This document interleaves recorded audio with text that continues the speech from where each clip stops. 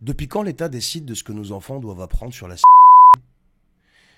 Eh bien, figurez-vous qu'Elisabeth Borne, qui avouait elle-même, en arrivant au ministère qu'elle n'y connaissait strictement rien, eh bien, elle impose maintenant un programme qui n'a rien à faire à l'école. Là, pour pas faire de jeu de mots, ça dépasse complètement les bornes. Je comprends pas, moi. Vous allez voir, c'est juste purement et simplement hallucinant, les amis. Alors, avant que je continue, si vous n'êtes pas encore abonné, abonnez-vous, commentez, likez, partagez, comme d'habitude, ça donnera un petit coup de pouce. Je vous en remercie. Il faut vraiment que les gens sachent ce qui est en train de se tramer à la prochaine rentrée, là. Et ça, c'est signé Madame Borne. On parle de quoi? On parle de 3 séances par an obligatoires dans toutes les écoles, collèges, lycées. Dès la rentrée, on va parler à vos enfants de relations affectives. On va même leur parler d'identité de genre. Et tout ça, bien sûr, sous couvert de, je cite, progrès et d'égalité. Ça, c'est pas de l'éducation. Ça s'appelle de l'intrusion, les amis. Ces sujets appartiennent aux familles, pas aux profs et encore moins à l'État. Les parents sont les seuls à pouvoir décider comment et quand aborder ces discussions avec leurs enfants. L'école n'a pas à se mêler de ce qui touche à l'intime, mais c'est logique. Le rôle de l'école, c'est d'enseigner les bases, lire, écrire, compter, histoire, géo. Pas de venir brouiller les repères des enfants avec des concepts mais qu'ils ne comprennent même pas. Et ça vient de qui ce programme? Eh bien ça vient d'Elisabeth Borne, une ministre qui, je le répète, au départ, lors de sa prise de fonction, elle disait que l'éducation, c'était pas son domaine.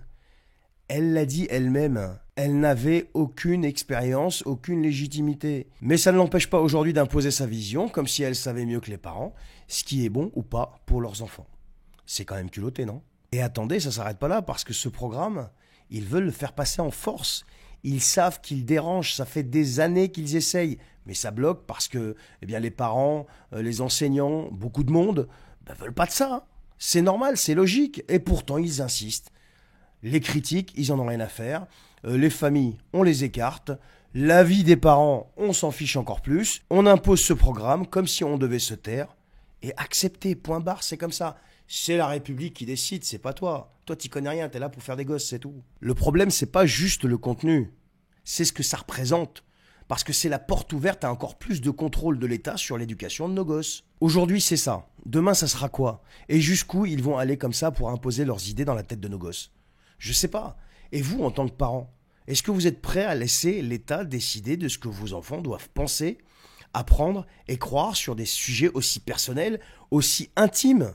Jusqu'où on va les laisser aller comme ça? Quand est-ce qu'il va y avoir une réaction collective? Je sais pas, je me pose la question. Ça fait je ne sais combien de vidéos que je fais là-dessus, et ils avancent tranquillement, et tout le monde applaudit. Et le pire, c'est quand vous en parlez, parce que j'ai fait l'expérience, moi, à certains parents, mais ça leur passe à 15 000 au-dessus de la tête. Enfin, je sais pas, moi, je trouve ça complètement ignoble. Voilà, le mot, c'est ignoble. Alors, dites-moi ce que vous en pensez, les amis, surtout de cette initiative de Madame Borne, qui à l'origine n'y connaissait rien à l'éducation et qui décide maintenant d'un programme qui touche directement à l'intimité des familles, des enfants, etc. Et donc voilà. Allez, je vous souhaite une bonne journée, prenez soin de vous. Ciao.